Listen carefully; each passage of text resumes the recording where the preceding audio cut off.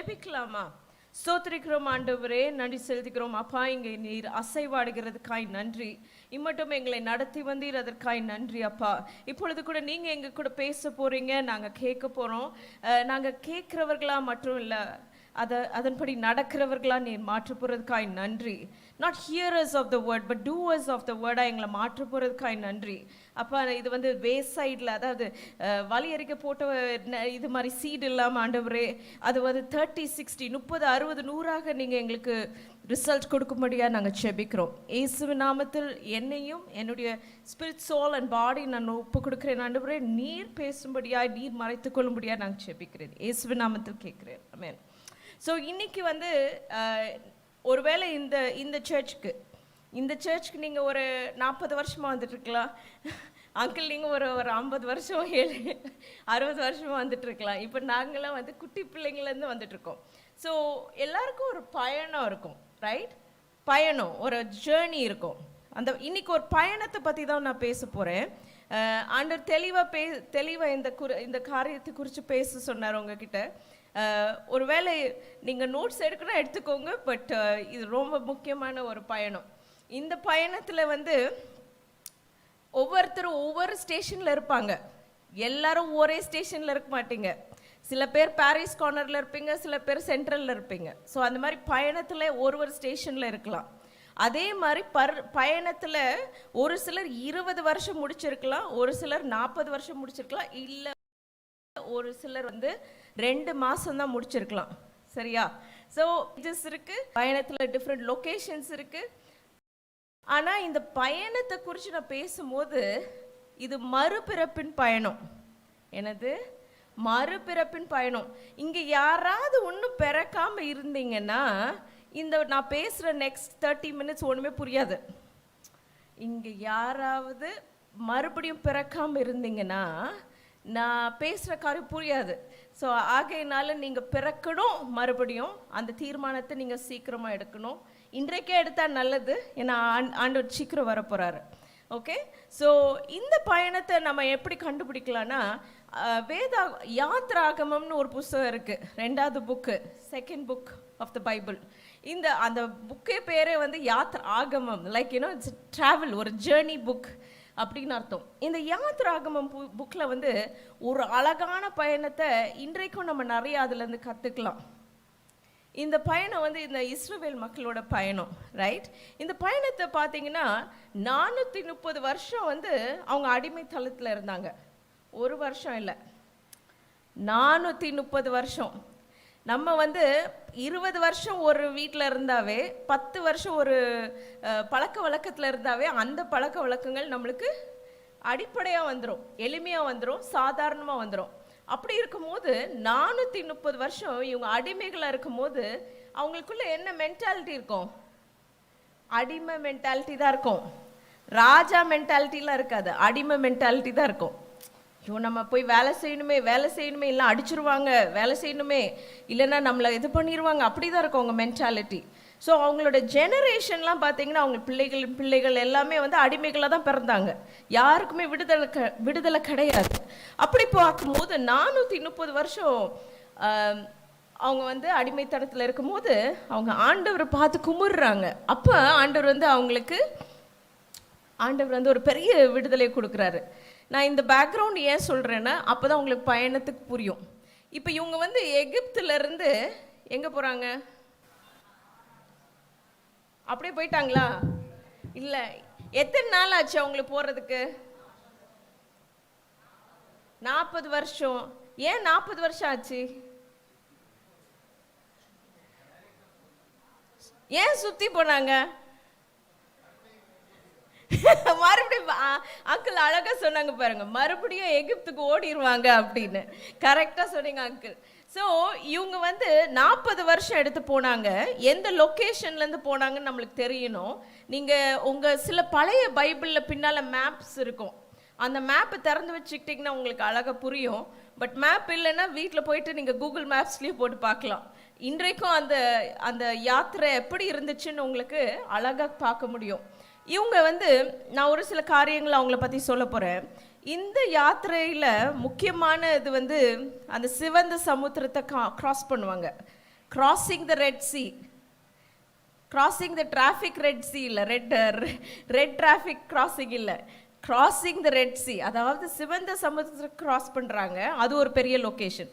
So எங்கேருந்து cross பண்ணுறாங்கன்னா, first நீங்கள் பார்க்குறீங்க அவங்க கோசேன் தேசத்தில் இருக்கிறாங்க. எங்கே இருக்கிறாங்க? எகிப்தில் கோசேன் தேசத்தில் இருக்கிறாங்க. ஸோ அப்புறம் அவங்களோட லொக்கேஷன் எங்கே போகணும்? கானான் தேசத்துக்கு போகணும். இப்போ ஜிபிஎஸ்லாம் போட்டிங்கன்னா உங்களுக்கு தெரியும் இவ்வளோ நேரத்தில் போய் ரீச் ஆயிடுவீங்க அப்படின்னு தெரியும். அதே மாதிரி இவங்க வந்து இந்த லொக்கேஷனுக்கு ட்ராவல் பண்ணணும். சரி, எவ்வளோ பேர் ட்ராவல் பண்ணணும்? என்ன குறைஞ்சது 25 லட்சம் வச்சுக்கோங்க. 22.5 மில்லியன் அப்படின்னு பார்க்கும்போது 20 லட்சம். அது அப்புறம் ஒரு பசங்க குட்டி பிள்ளைங்களெல்லாம் இல்லைங்க, ஒரு 25 lakhs பீப்புள் ட்ராவல் பண்ணணும். எல்லாம் பிட்டாக கிடையாது, எல்லாம் ஒரே சங்காக ட்ராவல் பண்ணணும். அப்போது இந்த நீங்கள் அழகாக இந்த உங்கள் ஒரு மூவி மாதிரி உங்கள் மைண்டில் கொண்டு வரலாம். இவங்க கோசேன் தேசத்தை விட்டு கிளம்புறாங்க. ஆண்டவர் சொல்கிறாரு நீங்கள் கிளம்புறீங்கன்னு. ஆனால் அவங்க கிளம்பும் போது அவங்க பயணம் என்னன்னா, அதை தான் நம்ம பார்க்க போகிறோம். இப்போ எகிப்துன்னு சொல்லும் போது நீங்கள் வேதாகமத்தில் பார்க்கலாம், எகிப்து வந்து பாவத்தை குறிக்கும். சரியா?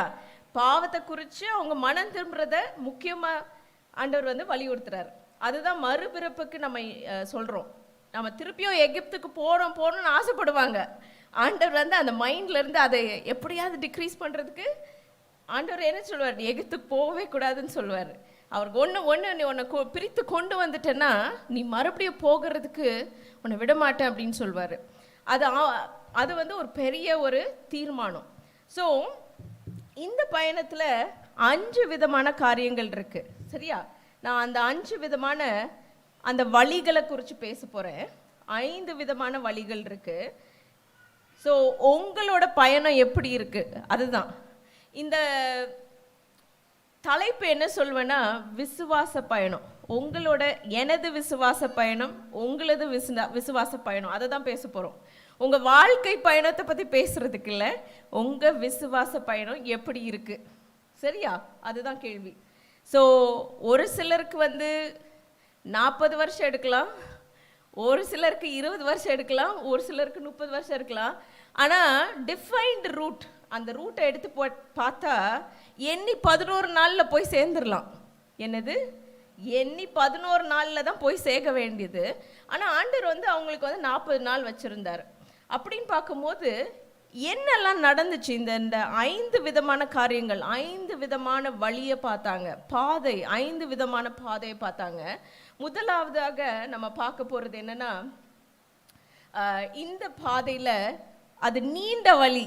என்னது? ரொம்ப நீண்ட வழி. நம்ம வாசிக்க போகிறோம் யாத்ராகமம் 13வது அதிகாரம். அதில் வந்து நீங்கள் எடுத்துக்கிட்டிங்கன்னா 13வது அதிகாரம் 17வது வசனம், 13-17.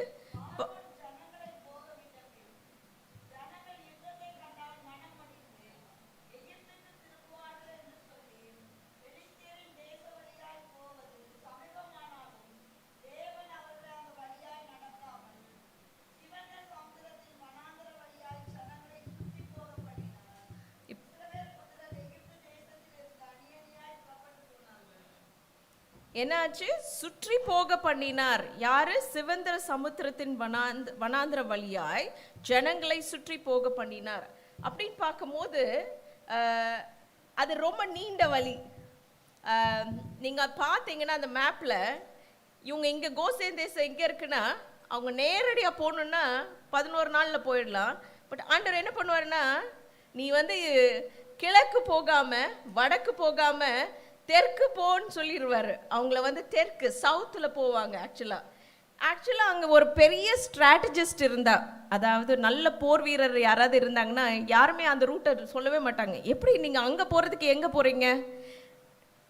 நீங்கள் கன்னியாகுமரி போகணுன்னா டெல்லி போவீங்களா? போக மாட்டீங்களா? ஆனால் அவங்க ஆண்டவர் வந்து புரியாம என்ன சொல்கிறாரு, நீங்கள் வந்து இப்படி சவுத் போங்க, தெற்கு போங்கன்னு சொல்கிறாரு. ஸோ இவங்க எல்லாரும் வந்து பார்த்தீங்கன்னா கம்ப்ளீட்டாக ஜேர்னியை வந்து கீழே போகிறாங்க. மேலே போக வேண்டியது கீழே போகிறாங்க. அப்படி கீழே போகும்போது அவங்க ரூட் வந்து நீண்ட வழியாக இருக்குது. ஏன் நீண்ட ரூட்டை கொடுக்குறாரு ஆண்டவர்? ஒருவேளை நம்ம வாழ்க்கையில் சில காரியங்கள் நடக்கும்போது நம்மளுக்கு ஒன்றுமே புரியாது. நான் அங்கே தானே போகணும், ஏன் நான் இங்கே போயிட்டுருக்கிறேன், நான் அது தானே செய்யணும், ஆனால் அதெல்லாம் நடக்க மாட்டேங்குதே, வேற எதுவும் நடந்துட்டுருக்கே அப்படின்னு நம்மளுக்கு ஒரு நிறைய கேள்விகள் இருக்கும். ஆனால் ஆண்டவர் ஒரு முக்கியமான 3 காரணங்கள் வச்சுருந்தார். அந்த 3 காரணத்தை மட்டும் நான் சொல்கிறேன். முதலாவது ஏன் ஆண்டவருக்கு உங்கள் கண்ணுக்கு தெரியாது, ஆனால் ஆண்டவருக்கு he knows the end from beginning. அவர் உங்களோட முடிவை பார்க்குறாரு. அவருக்கு உங்கள் முடிவு என்ன தெரிஞ்சிருக்கோம் இல்லையா? யார் எத்தனை வயசு வரைக்கும் இருப்போம்னு ஆண்டவருக்கு தெரியும். சில பேருக்கு இந்த வருஷம் குறிச்சிருக்கலாம், சில பேருக்கு இன்னும் ஒரு 100 வயசு வச்சுருப்பார். நம்மளுக்கு நம்ம நாட்கள் அவரோட கரத்தில் இருக்கு இல்லையா? ஸோ ஆகையினால அவருக்கு நம்மளோட எண்டு தெரியும். அப்போ என்ன சொல்வார், நீ ஏன் அந்த லாங் ரூட் உனக்கு ஏன் ரூட் கொடுத்த, அந்த லாங்கஸ்ட் ரூட், நீண்ட வழி, எதுக்காக நீண்ட வழி? சில பேர் நிறைய நாட்கள் ஜோம் பண்ணிகிட்டே இருக்கிறீங்க, ஒரு குறிப்பான காரியத்துக்காக ஜெபிச்சுட்டே இருக்கீங்க, இன்னும் பதில பார்க்காம இருப்பீங்க.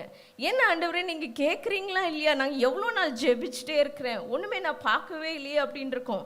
சோர்ந்து போகாதீங்க, ஏன்னா ஆண்டவர் அதில் 3 காரியத்தை வச்சிருக்கிறாரு. ஏன்னா இவங்க ஷார்ட்டஸ்ட் ரூட் எடுத்திருந்தா அந்த 11 நாள் ஜேர்னி கவர் பண்ணியிருந்தாங்கன்னா, இந்த எகிப்தியர்கள் என்ன பண்ணுவாங்கன்னா அங்கங்கே ஸ்டேஷன்ஸ் வச்சுருப்பாங்களாம், மிலிட்ரி ஸ்டேஷன்ஸ். இப்போ நம்ம பார்டர் செக்யூரிட்டி இருக்கு இல்லையா, இந்தியா தேசத்தில் நீங்கள் மேலே ஹிமாலயாஸ் போனால் நிறைய பார்டர் செக்யூரிட்டி இருக்கும். ஸோ அவங்க அங்கே வெயிட் பண்ணிகிட்டு இருப்பாங்க. யாராவது கிராஸ் பண்ணாங்கன்னா அவங்க பிடிச்சி போங்க சார், பின்னால் வீட்டுக்கு போங்க அப்படின்னு அனுப்பிச்சிடுவாங்க. ஸோ பார்டர் செக்யூரிட்டி இருக்குது, பிடிச்சிருவாங்க அவங்கள. இன்னொரு காரணம் எதுக்காகனா, பெலிஸ்தியர்களை கிராஸ் பண்ணணும். பெலிஸ்தியர்கள் ஈஸியானவங்க கிடையாது, பெலிஸ்தியர்கள் ஈஸியானவங்க கிடையாது. அப்படின்னா அவங்க சண்டை போட வேண்டியது இருக்கும், போர் இருக்கும். அப்படின்னா என்ன ஆகும், அவங்க சோர்வாயிருவாங்க இல்லையா? ஸோ அதனால் ஆண்டவர் அவங்க பிள்ளைங்களை போருக்கு ஆயத்தமாக இல்லை, இப்போ போருக்கு அவங்கள கொடுத்தோன்னா ஒருவேளை அவங்க சோர்வடைஞ்சு போயிடுவாங்க. அதனால் அவங்க பிள்ளைங்களை பாதுகாத்துக்கிட்டார், இஸ்ரவேலர் பாதுகாத்துக்கிட்டார். 3வது காரணம் என்னென்னா, இவங்க எகிப்திலேருந்து, அதாவது கோசேன் தேசத்துலேருந்து வந்தாங்க இல்லையா, எகிப்து பகுதியிலேருந்து வரும்போது எத்தனை நாட்கள் இருக்கும்? 25 நாள். சரியா? எண்ணி 500 கிலோமீட்டர் ட்ராவல் பண்ணியிருக்காங்க.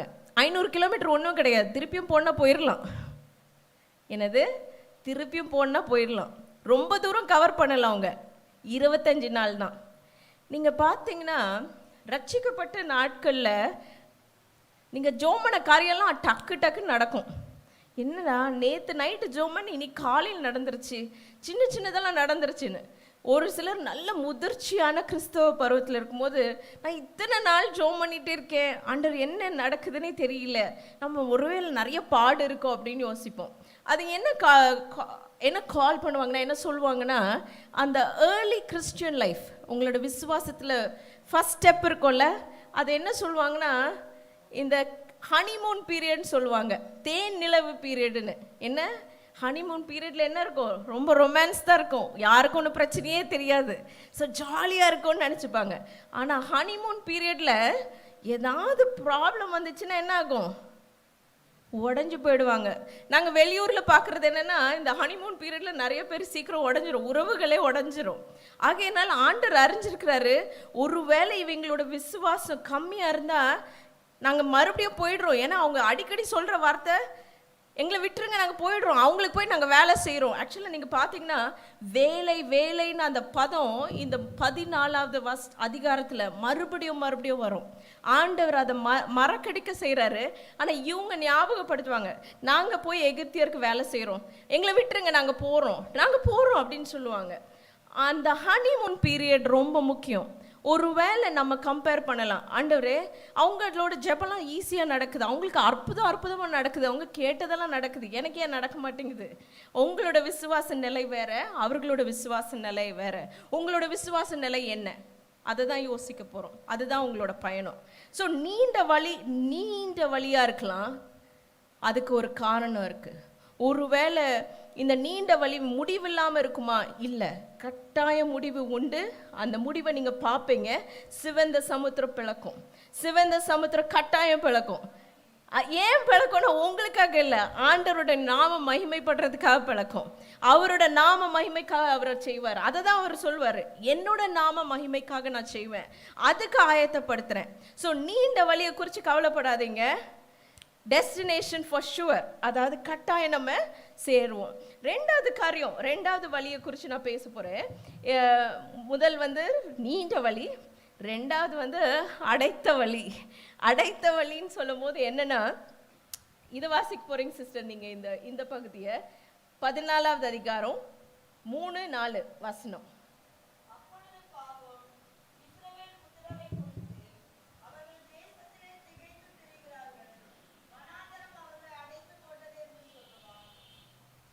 என்னது? வனாந்திரம் அவர்களை அடைத்து போட்டதுன்னு சொல்லுவாங்க. அப்படி ஏன் அந்த பதத்தை யூஸ் பண்ணுறாங்க? இங்கிலீஷ் பைபிள் வச்சுருந்தீங்கன்னா இது இருக்கும், ஹெம்டுன்னு இருக்கும். ஹெம்டுனா என்னென்னா, நீங்கள் இந்த டெய்லரிங் யாராவது பண்ணிட்டு இருந்தீங்கன்னா ஹெம்மிங் போடுவாங்க இல்லையா, 3 பகுதி எடுத்து மடித்து ஹெம்மிங் போடுவாங்க. டெய்லரிங்கில் பார்த்துருப்பீங்க, ஹெம்மிங் பண்ணுவாங்க. அதே தான் அந்த வார்த்தை தான் யூஸ் பண்ணியிருக்கோம், ஹெம்டுன்னு இருக்கும். என்ன அர்த்தம்னா, ஏன் இது அடைத்த வழி? நான் ஆண்டவரை அறியாத முன்னால் எனக்கு அடைப்பே இல்லை, ஜாலியாக இருந்துட்டு இருந்தேன், சுற்றிட்டு இருந்தேன். ஆனால் ஆண்டவர் தெரிஞ்சிட்டோன்னு ஏன் இப்படி அடைச்ச மாதிரி இருக்கு? ஏன் அடைச்ச மாதிரி இருக்கு? ஏன்னா we worship a jealous God. என்னது? நம்ம ஆண்டவர் நம்மளை ரொம்ப, அவர் தான் சென்டரில் இருக்கணும்னு எதிர்பார்ப்பார். வேற ஏதாவது நடுவில் வந்துச்சுன்னா அடைத்த வழி தான். நான் எப்படி அடைத்த வழின்னு சொல்கிறேன். நான் இந்த வசனத்தையும் வாசிங்க சிஸ்டர். 14:2, 14வது அதிகாரம் 2வது வசனம்.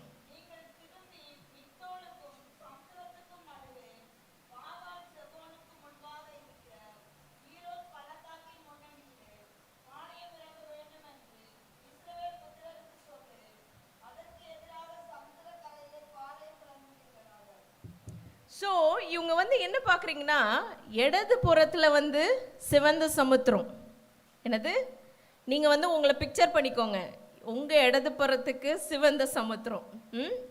இப்படி நேராக பார்த்தா பாகால் செபோன் இருக்கு, அது இங்கிலீஷில் பேல்சிஃபோன் இருக்கும். பாகால் சிஃபோன்னா ஒரு பெரிய மவுண்டன். அங்கே போயிட்டு அதை ஒன்றுமே பண்ண முடியாது, இட்ஸ் ரொம்ப பெரிய மவுண்டன். அந்த மவுண்டனில் போய் இவங்க 25 லட்சம் பீப்புளை நீங்கள் என்ன பண்ணுவீங்க? அங்கே போயிட்டு ஒன்றுமே பண்ண முடியாது, இட்ஸ் பிளாக்ட். அடுத்து லெஃப்ட் சைடு இது நேராக இப்படி பின்னால் யார் வந்துட்டு இருக்கா? அவங்க வர பக்கத்தில் வர என்ன இருக்கு? தூசி கலப்புது. ஏன்னா அவன் சேரியட்ஸில் வந்துட்டு இருக்காங்க, 600 ரதத்தை கொண்டு வந்துட்டு இருக்காங்க. அந்த சேரியட்ஸ் வரும்போது என்ன ஆகுது? உள்ள பயம் பீதி ஜாஸ்தி ஆகுது. ஆனால் அந்த dust coming up near and nearer, பக்கத்தில் வந்துட்டே இருக்குது. அப்படி பார்க்கும்போது அது என்ன ஒரு நிலவரம்னு பார்த்தீங்கன்னா, நம்ம ஊரில் இங்கே நல்லா பார்க்கலாம், முட்டு சந்து பார்த்துருப்பீங்க. இந்த சைடும் போக முடியாது, அந்த சைடும் போக முடியாது. ஆண்டவர் அழகாக ஒரு ட்ராப் பண்ணுறாரு, அங்கே கரெக்டாக ஒரு ட்ராப் பண்ணுறாரு, அடைச்சி வைக்கிறார் அந்த இடத்துல. அதை தான் அவர்கள் பார்த்துட்டு, எகிப்தியர்கள் பார்த்துட்டு என்ன சொல்கிறாங்க? இவங்க திகைத்து திரிகிறார்கள். வசனம் 3வது வசனம் வாசித்தீங்கன்னா, திகைத்து திரிகிறார்கள், வனாந்திரம் அவர்களை அடைத்து போட்டது. ஏன்னா அவன் நினச்சிட்டா இவங்கெல்லாம் வேலை செய்கிறவங்க, அவ்வளோ அறிவு இருக்காது, எங்கேயோ வழி தெரியாமல் போயிட்டு ட்ராப் ஆகி கிடக்குறாங்க. நம்ம போய் எடுத்து அவங்கள கவர் பண்ணி எடுத்து திருப்பியே கூட்டு வந்துடலாம், அவ்வளோதான், வேறு ஒன்றுமே பிரச்சனையே இல்லை. அவங்களுக்கு அவ்வளோ அறிவு இல்லை, இன்டெலிஜென்ஸ் இல்லை. யாரோ அந்த ரூட்டில் போவாங்களா? லெஃப்டில் சிவந்த சமுத்திரம் இருக்குது, இந்த சைடு ஒரு பெரிய மலை இருக்குது, மவுண்டன் இருக்குது. அப்புறம் என்ன பண்ணுவாங்க? பின்னால் அவங்க தான். ஸோ ஆனாலும் என்ன நினச்சாங்க? இவங்களை ஈஸியாக கொண்டு வந்துடலாம் அப்படின்னு. ஏன் ஆண்டவர் அதை உருவாக்குறாரு? உங்கள் வாழ்க்கையில் முட்டு சந்து வந்துச்சா? இல்லை இப்போ முட்டு சந்தில் இருக்கிறீங்களா? ஐயோ முட்டு சந்தே வரக்கூடாது. இல்லை, முட்டு சந்து யாருக்கு வராதுன்னு சொல்லிட்டா, ஆண்டவரை சென்டராக இருந்துகிட்டே இருந்தாருன்னா முட்டு சந்து வராது. அடிக்கடி முட்டு சந்தை பார்த்துட்டே இருக்கிறீங்கன்னா, அடிக்கடி வேற எங்கெங்கேயோ போயிட்டுருப்பீங்க, ஆண்டவர் ட்ராக் பண்ணுவார், முட்டு சந்துக்கு வா, நீ என்ன மட்டும். சில டைம் நம்ம எல்லாரும் இந்த பேண்டமிக்கில், ஏன் இந்த கொரோனா பெரிய முட்டு சந்து தானே, ஆண்டவர் என்ன பண்ணார்? நீ என்ன நோக்கி கூப்பிடு, என்னமே பண்ண முடியலையே, நம்ம எல்லாரும் முட்டு சந்தை தானே ஃபேஸ் பண்ணோம். கையில் பணமே இருக்காதான் முட்டு சந்து. ஆண்டரை நோக்கி கூப்பிடுவோம். யாருமே இல்லையா, உறவு இல்லையா, யாருமே நம்ப முடியலையா, ஆண்டர் கூப்பிடுவோம். அதிகமாக ஜெபிப்போம், அதிகமாக எல்லாம் பண்ணுவோம். எப்போ அது முட்டு சந்து வரும்போது. சாதாரணமாக இருக்கும்போது ஜெபிக்கிறோமா? ஸோ ஆண்டர் என்ன பண்ணுறார், நீ என்னையே தேடுறதுக்காக ஆண்டர் வந்து நிறைய முட்டு சந்தை கொடுக்குறாரு. முட்டு சந்து இல்லாத கிறிஸ்தவ வாழ்க்கை கிடையாது. கிறிஸ்தவ பயணத்தில் முட்டு சந்து அவசியம். முட்டு சந்து வேண்டான்னு ஓட முடியாது. ஆண்டர் மட்டும்தான் நிச்சயமாக சென்டரில் இருக்கணும். எப்போ நீங்கள் ஆண்டர் சைட் கேட்டில் வைக்கிறீங்க, அங்கே வெளியே வைக்கிறீங்க, நிறைய இடத்துல ஜீசஸே இருக்க மாட்டாங்க. நிறைய பேர் வீட்டில் ஜீசஸ் கிடையாது. கிறிஸ்தவன் நான் பேர் வச்சுக்கலாம், ஆனால் நிறைய பேர் வீட்டில் ஜீசஸ் கிடையாது. ஜீசஸ் ஒரு வேளை இந்த கேட் என்ட்ரியில் இருப்பார், ஜீசஸ் இல்லைன்னா சண்டே தான் வருவார். எங்கே இருக்கிறாங்க ஜீசஸ்? ஸோ முட்டு சந்தை ஏன் ஆண்டர் அனுமதிக்கிறாரு? ஏன்னா அவரே மையமாக இருக்கணும், நானே மையமாக இருக்கணும். நான் ஆண்டவர் வந்து திட்டமாக தெளிவமாக சொல்கிறாரு. ஸோ அடைக்கப்பட்ட வழியாக இருக்குது. ரெண்டாவது வழி, முதல் நீண்ட வழி, ரெண்டாவது அடைப்பட்ட வழி. சரியா? மூணாவது வந்து காரியம் என்னன்னா விசுவாச வழி. என்னது? விசுவாச வழி. நிறைய டைமு ஒருவேளை நம்ம யோசிக்கலாம், நான் யாரு? இந்த கிதியோன் கிட்ட ஆண்டர் சொல்வார், நான் யாரு, நான் ரொம்ப எளிமைய சிறுமியானவ அப்படின்னு யோசிப்போம். அப்புறம் எனக்கு இந்த மாதிரி திறமைலாம் இல்லையே, எனக்கு அந்த மாதிரி பேக்ரவுண்ட் கிடையாது, ஒருவேளை எங்கள் அம்மா அப்பா இப்படி இல்லையே, எங்கள் குடும்பம் இப்படியே இல்லையே, எங்களோட நாடு இப்படி இல்லையே, அந்த மாதிரி நிறைய காரியங்கள் உங்களை வந்து தடைப்பட்டு போயிருக்கலாம். பட் ஒரு காரணம் மட்டும் நான் சொல்ல விரும்புகிறேன். இந்த பகுதியை வாசிப்பீங்க, யாத்ராகமம் 13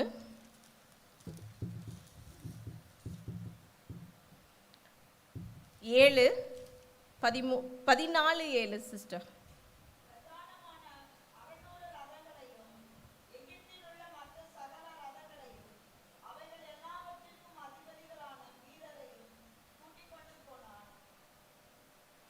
அவங்க கிட்ட இருந்தது என்னது?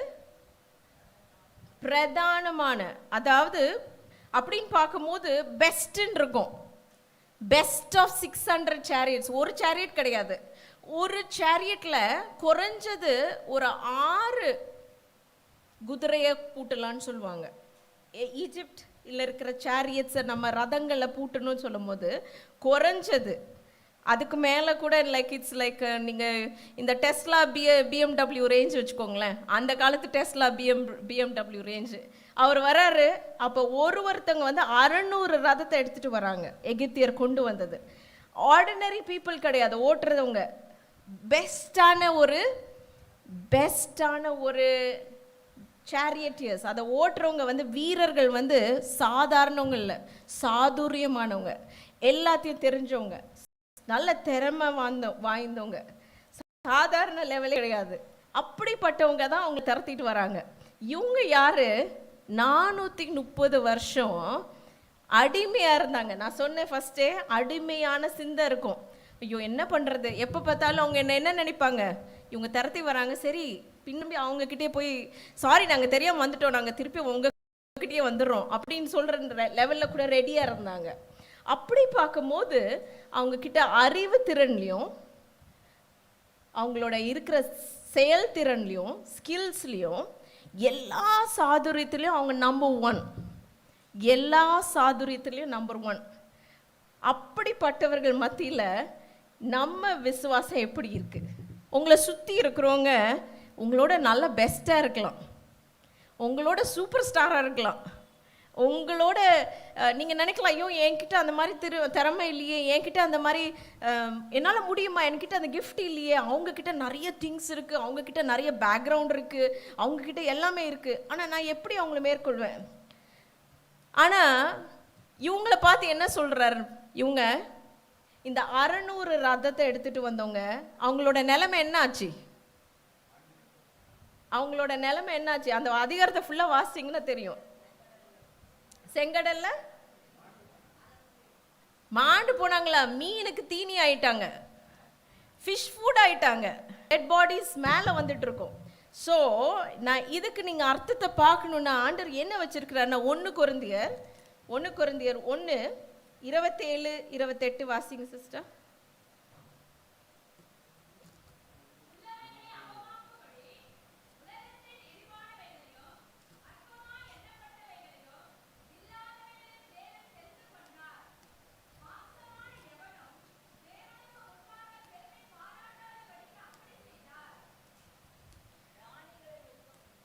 எஸ் வாசிங்க. ஞானிகளை வெட்க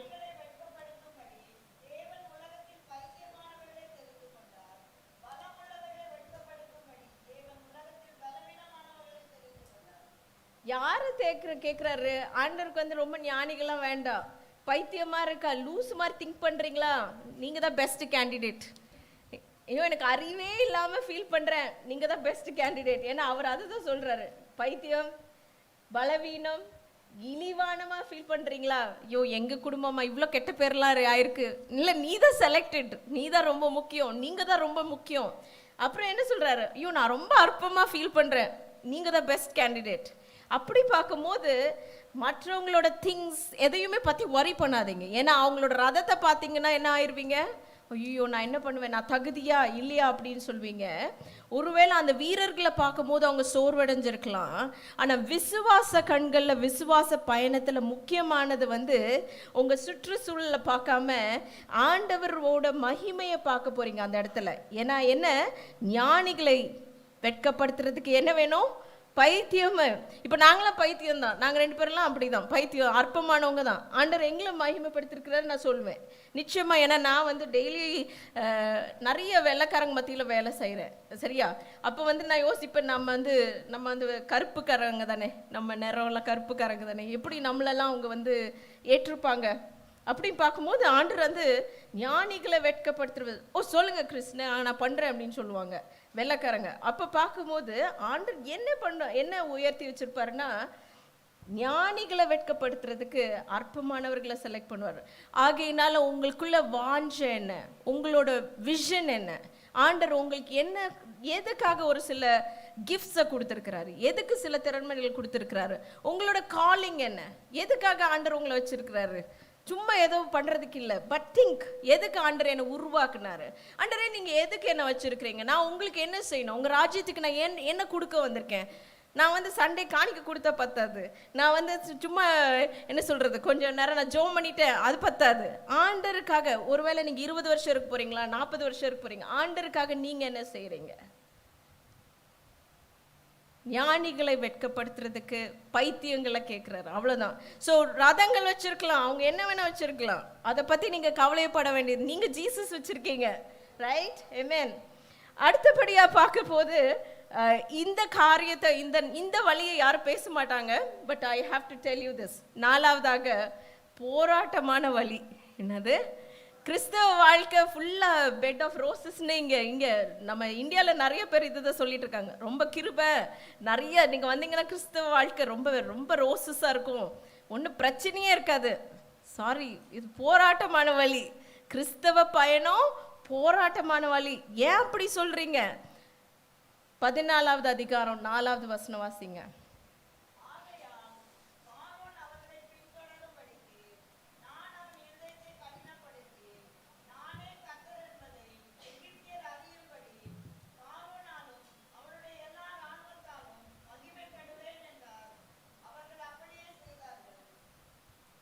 பதினாலாவது வசனமும் வாசிங்க.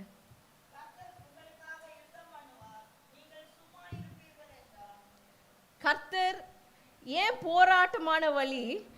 அங்க யுத்தத்தை பாக்குறீங்க, என்ன அங்க யுத்தத்தை பாக்குறீங்க. நான் ஏன் போராட்டம்? இந்த போராட்டத்தில் நீங்க சண்டை போடணும் அவசியம் இல்லை. நிறைய டைம் கிறிஸ்தவ வாழ்க்கை பயணத்துல பிரச்சனை என்னன்னா, நம்மளே சண்டை போட்டுட்டு இருப்போம். ஐயோ நீங்க சண்டை போட வேண்டியதில்லை, ஏன்னா அவர் சொல்றாரு நானே சண்டை போடுவேன்னு. நம்ம எப்படி சண்டை போடணும் நான் இன்னைக்கு சொல்லித்தரேன், அதுதான் சொல்ல போறேன். இங்க நிறைய பேருக்கு நிறைய விரோதிகள் இருக்கலாம். ஐயோ அவங்களுக்கு என்ன பிடிக்கல, இவங்களுக்கு என்ன பிடிக்கல, எனக்கு அவங்கள பிடிக்கல, என்ன பண்றது அப்படின்லாம் யோசிச்சுட்டு இருக்கலாம். ஆனா என்ன சொல்றாரு? 14:14 கர்த்தர் உங்களுக்காக யுத்தம் பண்ணுவா, நீங்கள் சும்மா இருப்பீர்கள் என்றார். கர்த்தர் சும்மா இருப்பீர்கள் அப்படின்னு இங்கிலீஷ்ல வார்த்தை டிரான்ஸ்லேஷன், ஒரு டிரான்ஸ்லேஷன் ரொம்ப இன்ட்ரெஸ்டிங். என்னன்னா, you will not lift a finger. இந்த ஃபிங்கர் இருக்குல்ல, இந்த சுண்டு விரல் இருக்குல்ல, you will not lift a finger. என்ன நீ சுண்டு விரல் கூட நகர்த்த வேண்டாம்னு சொல்றாரு ஆண்டவர். என்ன ஆண்டவர், நான் உங்களுக்கு ஹெல்ப் பண்றேன்னு யாருமே ஆண்டவர் உங்களோட ஹெல்ப்பே கேட்கல. நிறைய பேர் ஆண்டவருக்கு போய் ஹெல்ப் பண்ணிட்டு இருக்காங்க. இப்போ எலியா வந்து ஆண்டவருக்கு ஹெல்ப் பண்ணல. ஆண்டவரே நீங்கள் இப்படி நீங்கள் டெஸ்ட் பண்ணுவார், அவர் வந்து இன்னும் தண்ணி ஊற்றுவார், அப்போ தான் வல்லமை இறங்கும். நம்ம வந்து அவர் வந்து ஐயோ தண்ணியை ஊற்றக்கூடாது, நம்ம கவனமாக இருக்கணும், அப்போ தான் வல்லமை நடக்கும். இல்லை, ஆண்டவர் என்ன சொல்கிறாருன்னா, you don't lift a finger, சும்மா இருப்பீர்கள். அவரோட நாமம் இங்கே என்னன்னா யெகோவா சபியோத், யெகோவா ஷாபான்னு சொல்லுவாங்க. அப்போ வந்து யார் யாருக்கெல்லாம் அந்த நாமத்தை நீங்கள் உயர்ந்திருக்கீங்க? நம்ம சும்மா இருந்தால் தான் அவர் சண்டை போடுவார், அவர் யுத்தம் பண்ணுவார். நிறைய டைம் கிறிஸ்தவர்கள் பாலிட்டிக்ஸ் பண்ணுவாங்க, கிறிஸ்தவர்கள் வந்து கோர்ட்டில் அதிகமாக நிற்பாங்க, கிறிஸ்தவர்கள் தான் டிராஃபிக்கில் சண்டை போட்டுட்டு இருப்பாங்க, கிறிஸ்தவர்கள் தான் முன்னால் இருப்பாங்க. கேட்குறது யாரு? கொலை பண்ணது ராபர்ட், ஜேம்ஸ், ஜான், பால்னு இருக்கோம். என்னையா இவ்வளோ நல்ல பேர் வச்சுட்டு நீங்கள் எல்லாம் சண்டை போட்டுட்டு இருக்கீங்க? ஆண்டவர் என்ன சொல்கிற? நீங்கள் சும்மா இருப்பீர்கள், நான் உனக்கு யுத்தம் பண்ணுவேன். என்ன பண்ணணும்? நம்பர் 1 அந்த வசனத்தை பாருங்க, 13வது வசனம் வாசிங்க.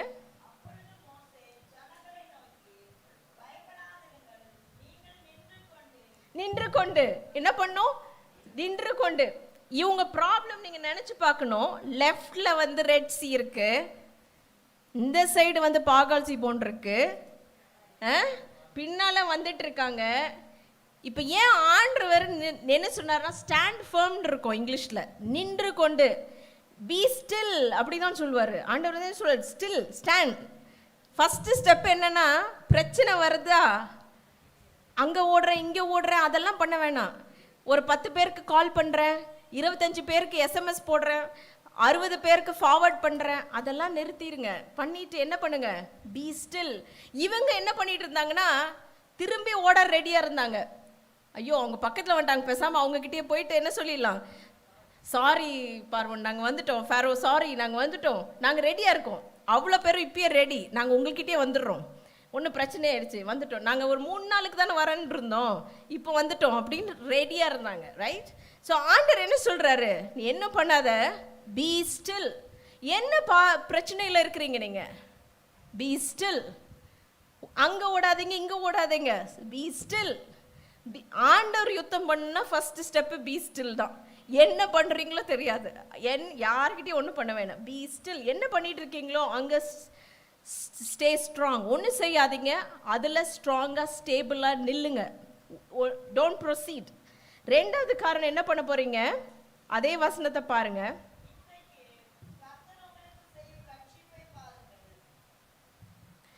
15வது வசனம்.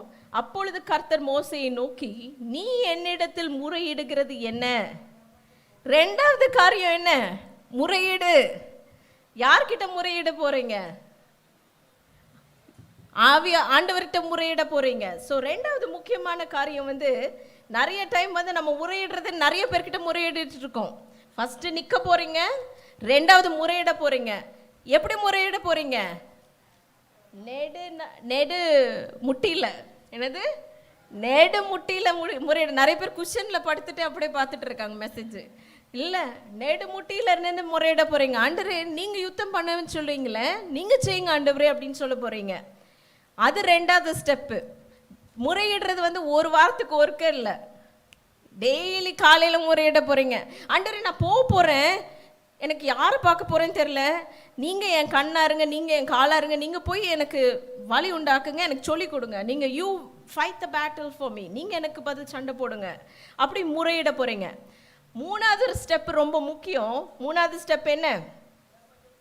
அவர் என்ன சொல்வார்னா, அப்பொழுது கர்த்தர் மோசேயை நோக்கி, நீ என்னிடத்தில் முறையிடுகிறது என்ன? புறப்பட்டு போங்கள் என்று. Keep moving, keep moving. அது ஆக்சுவலி இன்னொரு டிரான்ஸ்லேஷன் என்ன இருக்கும்னா, ஸ்டாப் ப்ரேயிங். நீ ஜெபம் பண்ணுற நிறுத்திட்டு கீப் மூவிங். என்ன ஆண்டவரே, சிவந்த சமுத்திரம் இருக்கு, நோ, கீப் மூவிங். ப்ராப்ளத்துக்குள்ளேயே போக சொல்கிறீங்களா? ஆமாம், ப்ராப்ளத்துக்குள்ளே தான் போக சொல்கிறேன், கீப் மூவிங். நிறைய கிறிஸ்தவ வாழ்க்கையில் என்னென்னா, விசுவாசம் சொல்லும் போது அவங்க வந்து விசுவாசத்தை நல்லா மிக நாள் ஆகிடும். எதனால்? கீழ்ப்படியாமையினால. ஸோ முக்கியமானது வந்து இந்த 3 காரியத்தை நம்ம எப்படி ஒரு போராட்டமான வழியை மேற்கொள்றதுக்கு உதவும்.